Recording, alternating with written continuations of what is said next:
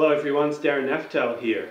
Today's blog, I'm picking up on a blog post that I wrote in December late last year entitled Renovation and Restoration, Elm Grove.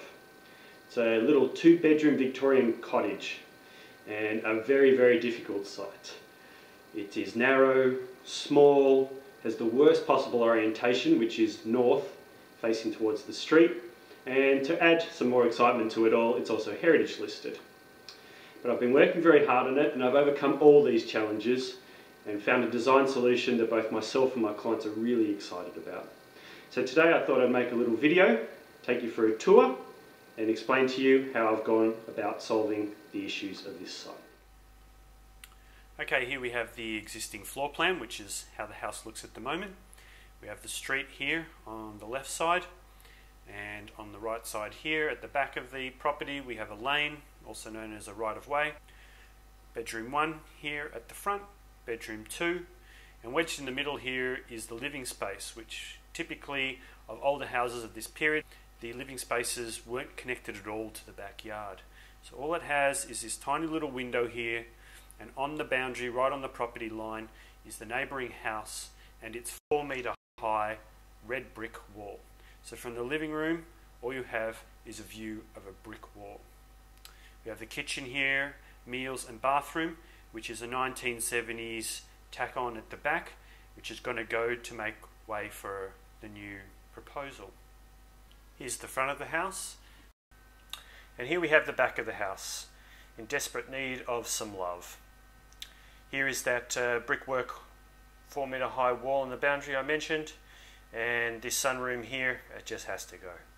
I mean, look at the dog down here, he's not happy. Here we have the proposed floor plan. Okay, time for a little bit of a tour. We have the 2 bedrooms still at the front as they were before, and now what was the living room before has now become our new bathroom. It makes sense to put it here because this is right next to the bedrooms and conveniently located for those bedrooms to access this bathroom. Then we have this long cabinet here that's in timber that I'll show you in a moment on the 3D model. So on one side of this cabinet, accessed from the corridor, is a laundry and storage. The remainder of the cabinet faces into the new extension, into the area here where we can see is the kitchen, and becomes the fridge, pantry and appliance cupboard for the kitchen. So we have our kitchen here, our meals area here, living area at the back facing out towards the courtyard, and here we have our staircase leading to upstairs.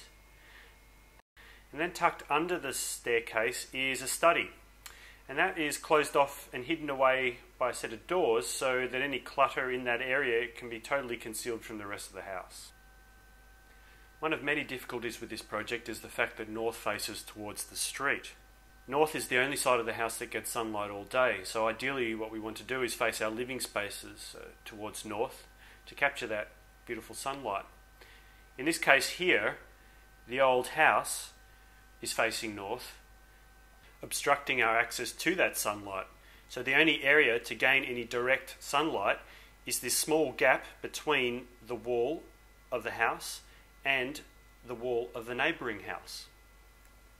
So what I've done is placed a window here that allows me to capture this sunlight. And this window is actually 2 stories tall. Okay, let's take a look around inside.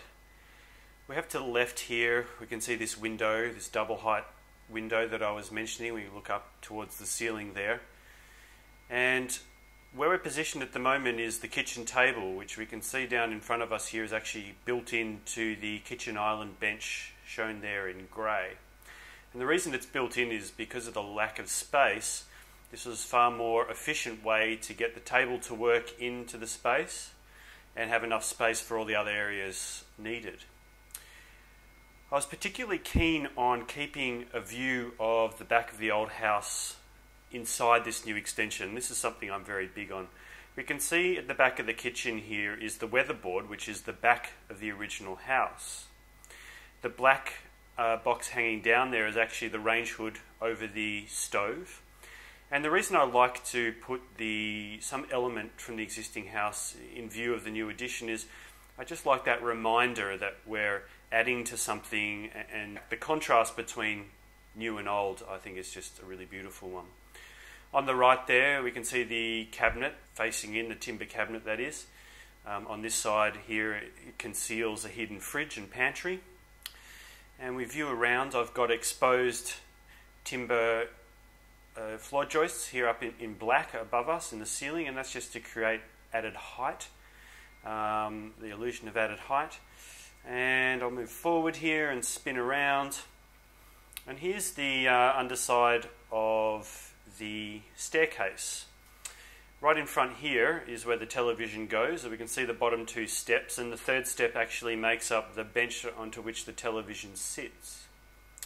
Hidden here to the right of this box, this timber box, is behind these two doors is a study desk, which, as I mentioned earlier, hides away. We have a view here towards the backyard. Moving around, we have our built-in table there. We can see a glimpse of the brickwork wall next door. And beyond that, the cabinet here has a little feature, a little nook there to display some items, etc. on. We're looking down the corridor now to the front door of the old house. We can see a bit better the kitchen. And I just want to move here towards this view out the side here. So when you're sitting at the kitchen table here, you're just going to have this beautiful view down the side of the house. Now, I've not put into the model much in the way of landscaping. However, there will be a fully fledged Japanese garden down here, and this is the north side, so we've got this double height of sunlight flooding into this space, and works around that difficulty I mentioned just before, whereby the old house is blocking our all valuable north light. A quick tour of upstairs. We have the master bedroom here. We have this long window here facing north to get in that sunlight all day and a view to the street. Here we have an ensuite and walk-in robe. Finally, we have a view of the back, the courtyard, looking back towards the new extension here at the rear. On this side here, I'm allowed to build up to the boundary because basically we have the neighbour's wall on the boundary here and just their roof, so we're not creating any overlooking or any overshadowing issues. On this side here, this neighbour has some windows down along the side here. So I've had to have this gap here between us and them, and I've also sloped the roof here on top to further reduce the height of this wall here to let more light and be sympathetic to these windows they have to the side. And this brings us to the end of the tour. I hope you've enjoyed the way I've resolved this most difficult of blocks. Small, narrow, heritage listed, terrible orientation, all of which have been addressed. The result, what was a 2-bedroom, dark house with a living space that was landlocked, had no natural light, only had a view of a brick wall. Now we've moved to a 3-bedroom house, a master bedroom that has a walk-in robe ensuite, a study, and most importantly, a huge living space which combines lounge, meals and kitchen, all now have a direct connection to the backyard, and equally as important, flooded with natural north sunlight the entire day. This is Darren Naftal signing off, and remember, not all blocks were created equal.